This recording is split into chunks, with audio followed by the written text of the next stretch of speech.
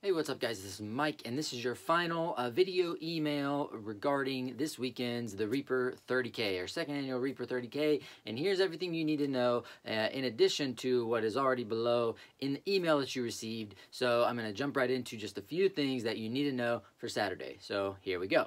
First thing I want to talk about is something I always need to talk about because we always get questions about animals and wildlife. Are there bears? Are there snakes? The quick answer to all of you, if you're wondering, of course there are. There are snakes. We've seen everything from copperheads to timber rattlers out on the Reaper 30K course. But you know what? I can say that about just about any trail in Kentucky or Virginia or anywhere in this part of the country. I've also seen, when I was out marking the trail yesterday, saw some bear shit. So yeah, there are bears out there too. So if you're have any questions about that, yes, of course, there's all kinds of wildlife, so just be prepared and know what to do if you encounter them. Second, I want to talk about navigating the course, how the course is going to be marked, and what you need to do when you're out there on Saturday. So first of all, the course is going to be marked in a couple of different ways. Really three primary ways that the course is going to be marked, maybe four. First of all is ribbons. We used a pink and white striped ribbons that we hang on branches and trees. We don't put those up too high. We try to put those right about shoulder, eye level on most people. So keep an eye out for those, as well as the pink flags that we use in the ground. We use pink solid pink wire flags that we stick into the ground. So for those of you that like to run like this, hopefully you'll see those, but don't count on one or the other. It really depends on the terrain and where we are. For instance, if it's really rocky and it's hard to get anything in the ground, we'll put ribbons up.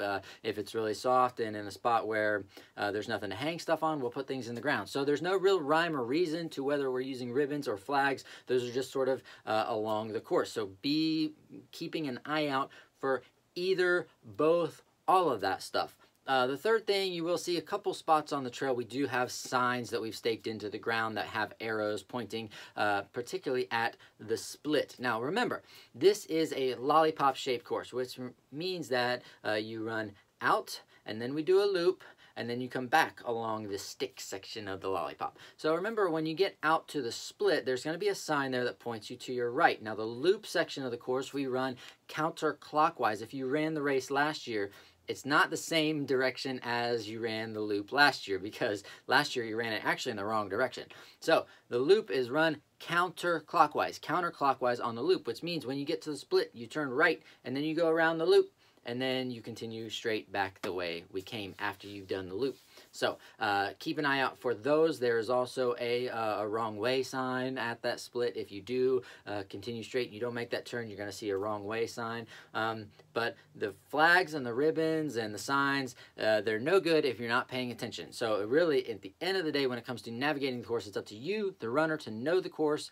Print the maps online if you need to. Put the GPS on your phone, on your watch. It's up to you to navigate the course. The flags and ribbons are really just a courtesy, honestly. Last thing I will tell you about course marking is that we will have pink duct tape along the roads in the shape of an arrow pointing you where to go along the road, because there are a few road sections within the campground at the very beginning of the race and at the end of the race. So that's a little bit about how to navigate the course. Okay, next I will talk about the weather conditions and the course conditions, the conditions of the trail. I was out on about 80% of the course yesterday doing the ribbons and flags and signs and all that good stuff. And I can tell you it rained yesterday morning, it rained this morning. Weather for Saturday is actually looking pretty good, but the trail is going to be insanely wet. Now the section where the lake had risen up over the trail, if you saw my email previously, I think it was last week, I mentioned there was a spot where the lake had risen up so much because of all the rain,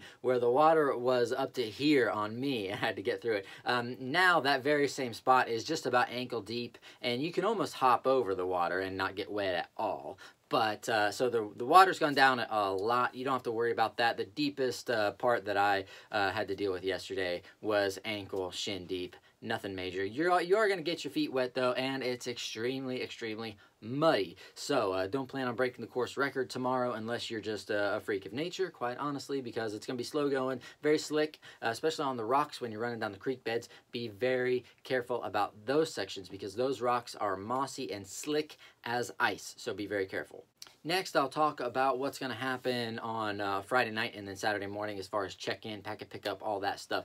So Friday night, tomorrow night, you can pick up your shirt and your bib tomorrow night. So if you show up tomorrow between 4:30 and 6:30 p.m., you can get your bib and your shirt.